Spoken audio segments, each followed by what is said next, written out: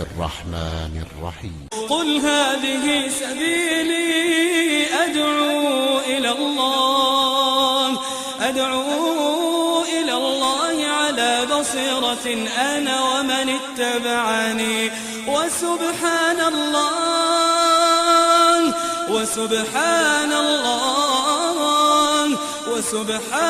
الله وما أنا من المشركين.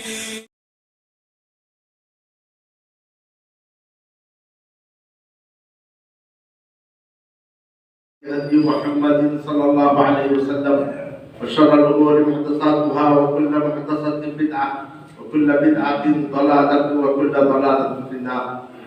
لوگوں، اس زندگی کے بعد ایک اور زندگی ہے، اس عالم کے بعد ایک اور عالم ہے. عقل مند انسان وہ ہے جو اپنی اس زندگی کو اس زندگی کے لیے قربان کر دے.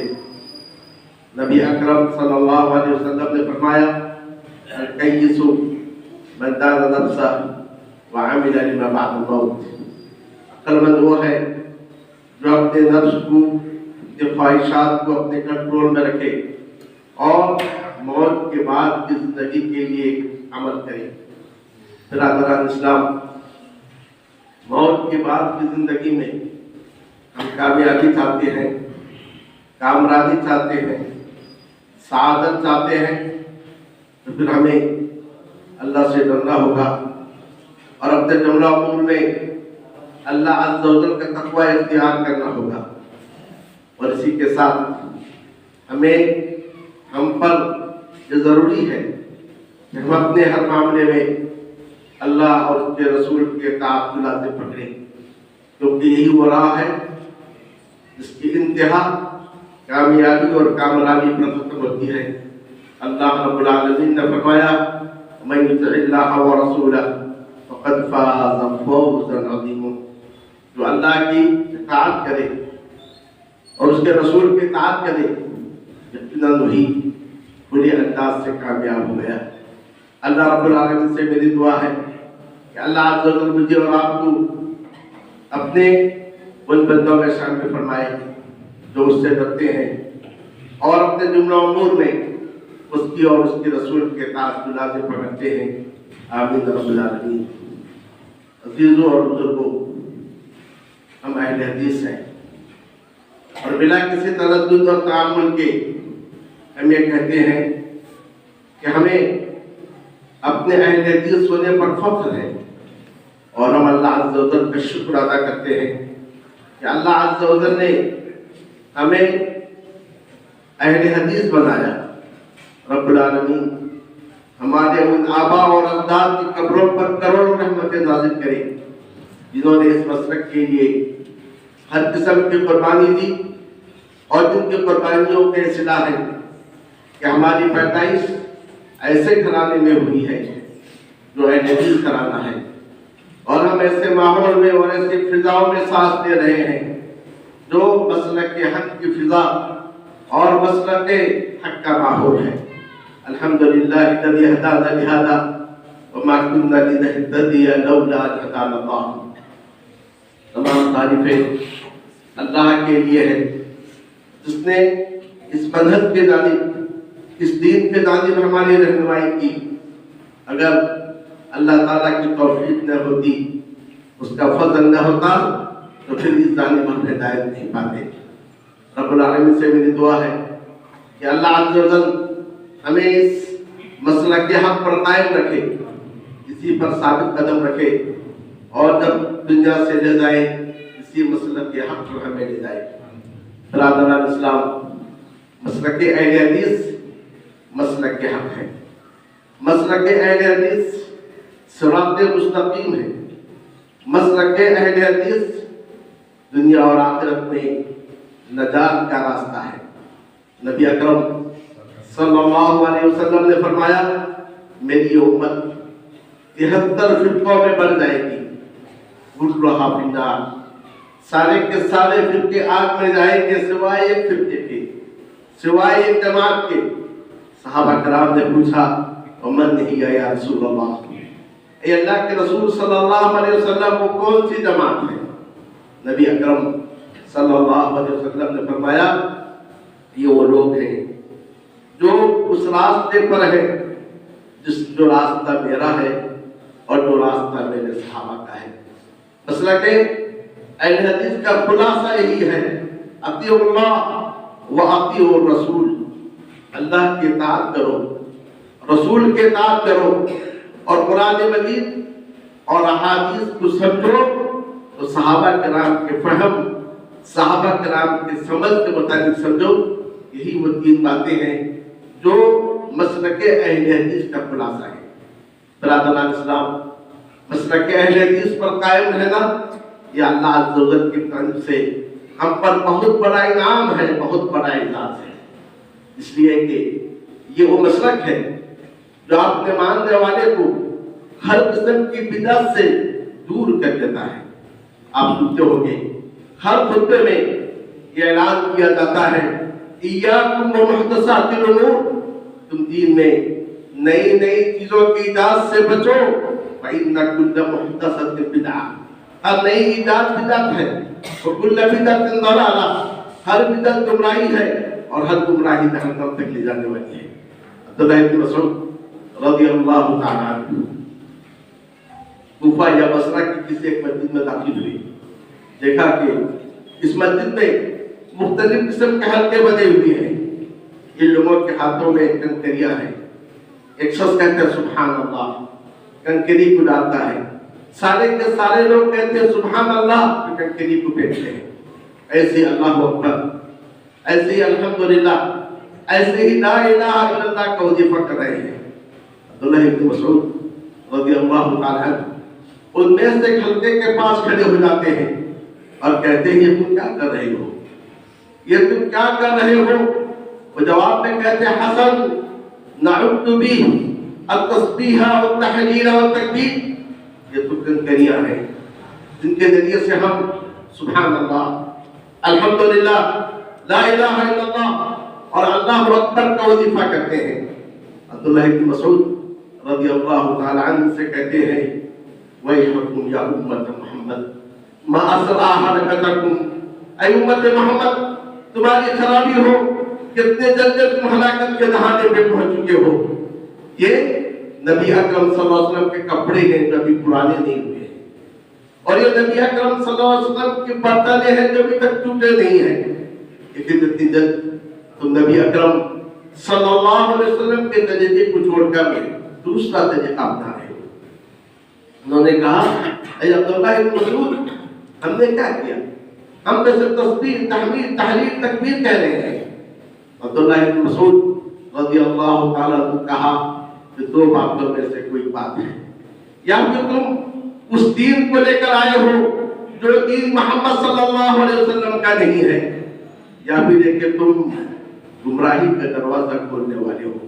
انہوں نے کہا عبداللہ بن مسعود اے ابو عبد الرحمن، ہم نے تو خیر ہی چاہا، ہم نے تو بھلائی چاہا، ہم نے تو اچھائی چاہی۔ عبداللہ بن مسعود رضی اللہ تعالیٰ عنہ کہا وَكَمْ مِن مُصِيبٍ لِلْخَيْرِ لَن يُصِيبَهُ، کتنے کم من مرید للخیر لن يصيبه، کتنے ایسے لوگ ہیں جو خیر کے ارادے سے ہی آگے بڑھتے ہیں، خیر کو چاہتے ہیں لیکن خیر ان تک پہنچتا نہیں ہے، کیوں؟ اس لیے کہ اس راستے کو اپناتے ہیں جو راستہ محمد صلی اللہ علیہ وسلم کا راستہ نہیں ہے۔ وقت سامعین اکرام، یہی وہ مسلک اہل حدیث ہے۔ جب انسان اس مسلک کو اپنا لیتا ہے تو کسی بھی عقیدے کو قبول کرنے سے پہلے، کسی بھی عبادت کو قبول کرنے سے پہلے، کسی بھی معاملے کو اپنانے سے پہلے، کسی بھی راہ و رسم و رواج کو اپنانے سے پہلے یہ دیکھتا ہے کیا یہ محمد صلی اللہ علیہ وسلم کا طریقہ ہے یا کہ کسی اور کا طریقہ ہے۔ برادران اسلام، کتنا اچھا مسلک ہے، کتنا پیارا مسلک ہے جب اس مسلک کو ہم اپنا لیتے ہیں۔ یہ مسلک ہمیں ہر قسم کی بدعات سے اپنی حفاظت میں لے لیتا ہے، ہر قسم کی گمراہی سے اپنی حفاظت میں لے لیتا ہے۔ اسی لیے پیارے نبی صلی اللہ علیہ وسلم نے فرمایا تھا ترکت فیکم امرین لن تضلوا ما تمسکتم بہما کتاب اللہ و سنتی، میں تم میں دو معاملے کو چھوڑ کر جا رہا ہوں جب تک تم ان دونوں کو مضبوطی کے ساتھ حامل ہوگے کبھی گمراہ نہیں ہوگے. ایک اللہ کی کتاب ہے اور دوسری میری سنت ہے. مرد سامعین کرام، یہ وہ مسلک اہل حدیث ہے. جب ہم اس مسلک اہل حدیث کو اپناتے ہیں تو ہر غیر کی تقلید سے اپنے آپ کو بچا لیتے ہیں. چاہے غیر کا عمل کتنا ہی اچھا کیوں نہ ہو، غیر کا عمل کتنا ہی خوشنما کیوں نہ ہو، لیکن جب ہم مسلک اہل حدیث کو اپنا لیتے ہیں غیروں کی مشابہت سے، غیروں کے رسوم و رواج سے اپنے آپ کو بچا لیتے ہیں. کیوں؟ اس لیے کہ نبی اکرم صلی اللہ علیہ وسلم نے فرمایا من تشبہ بقوم فہو منہم، جو کسی قوم سے مشابہت اختیار کرے گا وہ انہی میں سے ہوگا. برادران اسلام، آج ہم اپنے نبی کی ولادت کے روز جشن کیوں نہیں مناتے ہیں؟ آج ہم اپنے اور اپنے بچوں کا برتھ ڈے کیوں نہیں مناتے ہیں؟ کیا ہمارے پاس پیسہ نہیں ہے؟ کیا ہمارے پاس دولت کی کمی ہے؟ نہیں. ہم اپنا اور اپنے بچوں کا برتھ ڈے اس لیے نہیں مناتے ہیں کیونکہ نبی اکرم صلی اللہ علیہ وسلم سے اس کی ثابت نہیں ہے. ہم اپنے نبی کی ولادت کے روز کو جشن اس لیے نہیں مناتے ہیں کہ نبی اکرم صلی اللہ علیہ وسلم نے اس کا حکم نہیں دیا اور نہ کہ صحابہ کرام نے اس قسم کا کوئی کام کیا اور نہ قرون فاضلہ میں اس قسم کا کوئی کام ہوا تھا. اور اسی طریقے سے نئے سال کی آمد پر لوگ ایک دوسرے کی مبارکبادی دیتے ہیں، وش کرتے ہیں، جشن مناتے ہیں، تفریح کرتے ہیں. ہم یہ سارے کے سارے کام نہیں کرتے. کیوں؟ اس لیے کہ نبی اکرم صلی اللہ علیہ وسلم سے ان کی ثابت نہیں ہے. پیارے نبی صلی اللہ علیہ وسلم نے فرمایا من عمل عملا لیس علیہ امرنا فہو رد، جس نے کوئی ایسا عمل کیا، کوئی ایسا کام کیا جس پر ہمارا حکم نہیں، وہ مردود ہے. اہل حدیث وہ ہے جو اپنے تمام معاملات میں، اپنے زندگی کے تمام امور میں، اپنے تمام رسوم میں، رواج میں اس چیز کو دیکھتا ہے کہ نبی اکرم صلی اللہ علیہ وسلم کا یہ طریقہ تھا، کہ نبی اکرم صلی اللہ علیہ وسلم نے اس کا حکم دیا ہے. اہل حدیث کے یہاں بچے جب ختنے ہوتے ہیں تو اپنے بچوں کو لے کر روڈ پہ نکلتے نہیں ہیں، جشن نہیں کرتے ہیں. ان کے یہاں شادی ہوتی ہے، نکاح ہوتی ہے تو شاہی خرچ نہیں کرتے ہیں، چراغاں اس پر نہیں کرتے ہیں. کیوں؟ اور اس طریقے سے اہل حدیث کا جنازہ نکلتا ہے انتہائی سادگی سے نکلتا ہے. کیوں؟ اس لیے کہ کتاب اللہ اور سنت رسول اللہ سے یہی ثابت ہے. برادران اسلام، یہ وہ مسلک اہل حدیث ہے کہ جس کے اندر اکابر پرستی نہیں ہے، بزرگ پرستی نہیں ہے. یہ نہیں کہ ہمارے پاس اکابر نہیں ہے، یہ نہیں کہ ہمارے پاس بزرگ نہیں ہے، یہ نہیں کہ ہمارے پاس ائمہ نہیں ہے.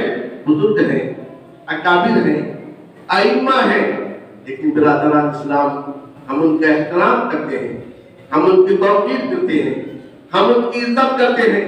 لیکن ان اکابر کو، ان بزرگوں کو، ان علماء کو ہم نبی کے درجے تک نہیں پہنچاتے ہیں، اللہ کے درجے تک نہیں پہنچاتے ہیں.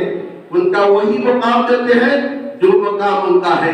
لیکن اگر ان سے کوئی ایسی چیز سرزد ہو جائے جو کتاب اللہ کے خلاف ہو، جو رسول اللہ صلی اللہ علیہ وسلم کے فرمان کے خلاف ہو، پھر ہم ان کی بات کو دیوار پہ دے مارتے. اسی لیے امام مالک رحمہ اللہ نے کہا تھا کل یؤخذ ویرد، ہر ایک کی بات لی جائے گی، ہر ایک کی بات کو رد کیا جائے گا الا صاحب ھذا القبر، سوائے اس قبر والے کے، یعنی نبی اکرم صلی اللہ علیہ وسلم کے فرمان کے. برادران اسلام، خوش ہو جائیے، اپنے رب کا شکر ادا کیجیے کہ اللہ عز و جل نے ہمیں اہل حدیث بنایا اور مسلک اہل حدیث کو ماننے والا بنایا. کیونکہ یہ مسلک ہے جو ہر قسم کی گمراہی سے، ہر قسم کی ضلالت سے انسان کی حفاظت کرتا ہے، بشرطے کہ انسان اس مسلک کو اپنائے. چاہے عقیدے کا باب ہو، چاہے عبادات کا باب ہو، چاہے معاملات کا باب ہو، چاہے دوستی کا باب ہو، چاہے دشمنی کا باب ہو. یہ دین ہمیں سکھاتا ہے دوست کے ساتھ کیسا سلوک کریں، دشمن کے ساتھ کیسا سلوک کریں، پڑوس کے ساتھ کیسا سلوک کریں، شادی بیاہ کیسے کریں، جنازہ کیسے اٹھائیں، खतने का रस्म कैसे करें, सारे के सारे उमूर ऐसे हैं जिसके जानिब ये दीन हमारे रहनुमाई करता है। मसलक अहले हदीस का खुलासा, जैसा कि मैंने शुरू में कहा, दो बातें हैं। पहली बात यह है, अहले हदीस के दो उसूल, अतीउल्लाह व अतीउर रसूल, कि अल्लाह के इताअत की जाए और रसूल के इताअत की जाए। बल्कि जो सच्चे अल्लाह की इबादत उस तरीके पर करें जो तरीका रसूल अकरम सल्लल्लाहु अलैहि वसल्लम ने बतलाया है। जैसा कि अल्लाह रब्बुल आलमीन ने फरमाया, व इन तुतीऊहु तहतदू, अगर तुमने रसूल के इताअत की तो तुम हिदायत से सरफराज हो जाओगे।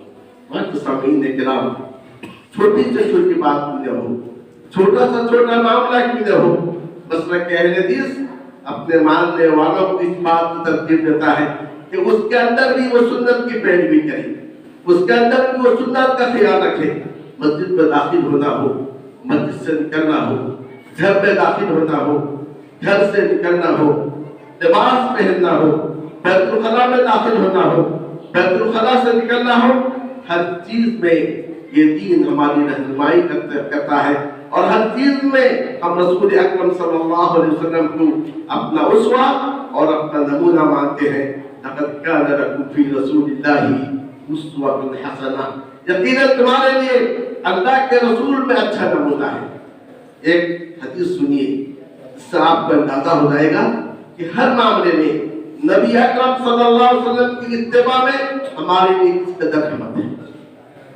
नबी अकरम सल्लल्लाहु अलैहि वसल्लम ने फरमाया, जब इंसान अपने घर से बाहर निकलता है, दुआ पढ़ के निकलता है, बिस्मिल्लाह, अल्लाह के नाम से, तवक्कलतु अल्लाह, मैंने अल्लाह पर तवक्कुल के एक कहकर निकलता है। एक शैतान जो बाहर रहता है कहता है कि तूने अपने आप को बचा लिया, तेरी हिदायत दी गई, तुझे तौफीक दी गई। अब ये शैतान उसके पीछे पीछे जाता है, रास्ते में दूसरा शैतान आता है इसे गुमराह करने के लिए।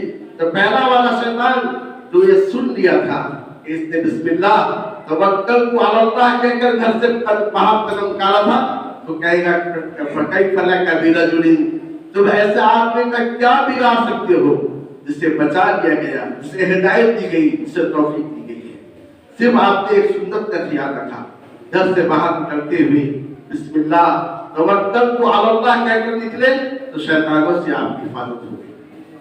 इसके मुकाबले में एक शख्स बगैर दुआ पढ़े, बगैर बिस्मिल्लाह कहे घर में दाखिल हो जाता है, एक शैतान जो उसके साथ साथ आता है, घर में बैठ जाता है और वो अपने और शैतानों से कहता है कि और जब वो सब खाना खाता है बगैर बिस्मिल्लाह के खाना खाता है, ये शैतान और शैतानों से कहता है खुश हो जाओ, आज तुम्हें रात गुजारने के लिए घर भी मिल गया और आज तुम्हें खाना भी मिल गया। इसलिए हम देखते हैं हमारे घरों में झगड़े हैं, हमारे घरों से बरकतें खत्म हो गई हैं, खाने पर खाना खाते हैं जिससे ताकत और कुव्वत हासिल नहीं होती है, और ये खाकर हम इबादत के लिए अपने आप को तैयार नहीं कर पाते। क्यों? क्योंकि शैतान हमारे घरों में दाखिल हो चुका है, शैतान हमारे खानों में दाखिल हो चुका है। वक्त सामीन इकराम, नबी अकरम सल्लल्लाहु अलैहि वसल्लम के सामने एक शख्स बाएं हाथ से खा रहा था। आप सल्लल्लाहु अलैहि वसल्लम ने उससे कहा कुल भी यमीनी, दाएं हाथ से खाओ। उसने तकब्बुर से कहा मस्तताअतु ला अस्ततिअ, मुझे इसकी ताकत नहीं है। नबी अकरम सल्लल्लाहु अलैहि वसल्लम ने उसे बददुआ दी और कहा अल्लाह तुझे ताकत न दे। रावी कहते हैं जिंदगी भर वो अपने दाएं हाथ को अपने मुंह तक उठा नहीं सका। आज अपने मजलिसों में देखो हमारे कितने ऐसे भाई हैं जो बाएं हाथ से खाने को, बाएं हाथ से पीने को अपने लिए फख्र और अपने लिए एहसास समझते हैं। ऐसे लोग समझ लें, आप इस सुन्नत को तर्क करते हुए नबी अकरम सल्लल्लाहु अलैहि वसल्लम के बद्दुआ के मुस्तहिक होते हैं। अलगर्ज मात सामीन किराम, मैं कह रहा था कि मसलक अहले हदीस जो हमें मिला है, अहले हदीस घराने में हम जो आँख खोले हैं, अहले हदीस फिजाओं में जो हम पढ़ रहे हैं, ये अल्लाह अज़्ज़ व जल की बहुत बड़ी नेमत है। बल्कि अगर मैं कहूँ इस जमीन की इस्लाह इस मसलक के बगैर हो नहीं सकती है।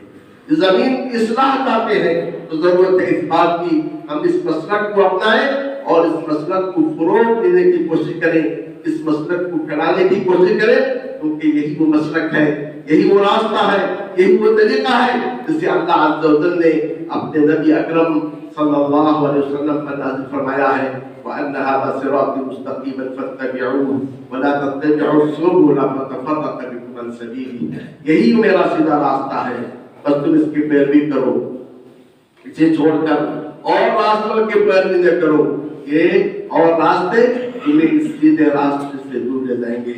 بارک اللہ لی ولکم فی القرآن المجید ونفعنی وإیاکم بالآیات وذکر الحکیم، انہ تعالی جواد کریم ملک بر رؤوف رحیم۔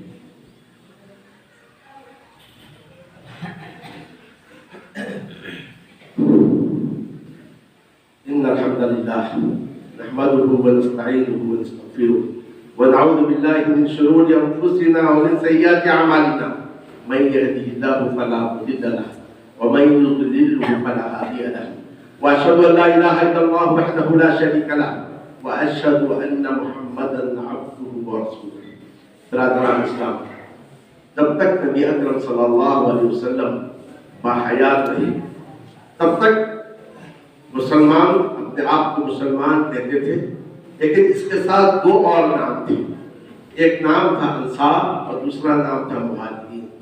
مہاجر وہ لوگ تھے جو مکہ سے یا باہر کسی جگہ سے ہجرت کر کے مدینہ آئے تھے، اور انصار وہ تھے جو باہر سے آنے والوں کو اپنے یہاں پناہ دیے تھے۔